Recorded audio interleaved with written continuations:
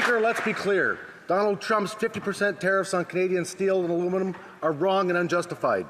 Facing enormous business and job losses, the very Prime Minister who promised to be elbows up is now allowing trade at the new Gordie Howe Bridge to collapse.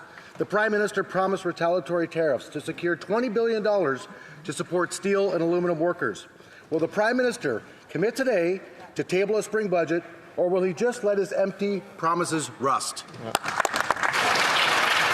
The Honourable Minister for Canada-US Trade and Intergovernmental Affairs. Yeah, keep going, Mr. Speaker. It sounds great. Mr. Speaker, our government received a mandate from Canadians to negotiate a new security and economic partnership with the United States. We entirely share our colleagues' view that the tariffs imposed not only on steel and aluminum at a ridiculously punitive rate of 50% are unjustified and illegal. So are all the other tariffs, Mr. Speaker, imposed on the Canadian economy. That's why Canada responded firmly and clearly, and we also said we'll support our industries and our workers as we get through this together. Absolutely.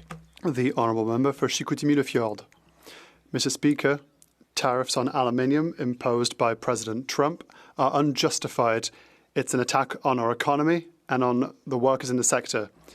We have 4 aluminium mills in my region, 32% of Canadian aluminium production. The Prime Minister said that he was the man for the job.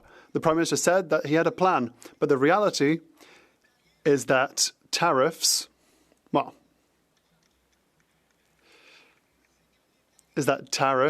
have gotten worse. What will he do to protect the workers of the Saguenay? The Honourable Minister responsible for Canada-US trade and intergovernmental affairs.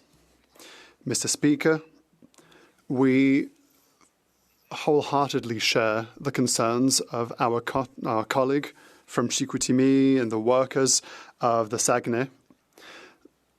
There are some of the best workers in Canada. The United States is dependent on Canada's aluminium production, and they decide to impose 50% tariffs. That will harm their economy. We understand that this is a worrying situation for workers and industry in Canada, and that is exactly the reason for which we will support workers, we will support industry. We're working with the government of Quebec and will continue to do so. The Honourable Member for Saint-Jean. Mr. Speaker, since yesterday, American tariffs on aluminium and steel have doubled, reaching 50%. After 3 months of conflict, time is running out for these industries, but after 3 months, there is still no support. The Prime Minister claims that he is in intensive talks with the Americans, and that's all well and good, but after 3 months, we should no longer be at the stage of intensive talks. We should be at the stage of intensive action. Our industries need cash, and they need wage subsidies. After 3 months of doing nothing, will the Prime Minister finally protect our industries and our workers? The Honourable Minister for Canada-US Trade.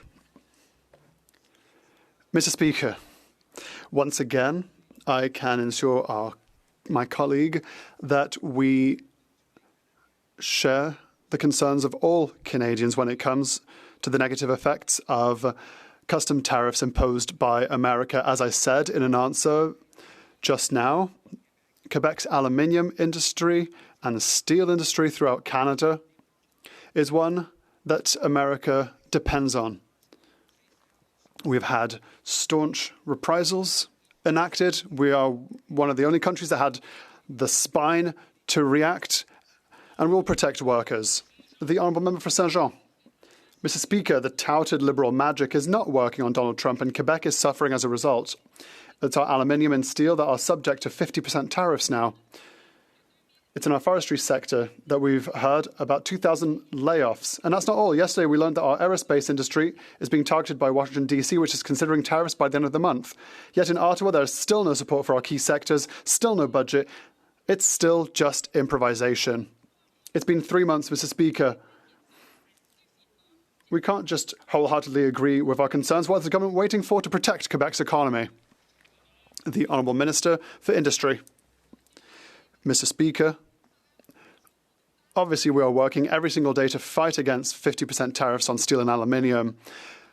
This morning alone, I met CEOs in the steel industry, and I'm in contact of aluminium CEOs as well. We will continue to fight against these tariffs. We will continue to protect our industries in Quebec and throughout Canada.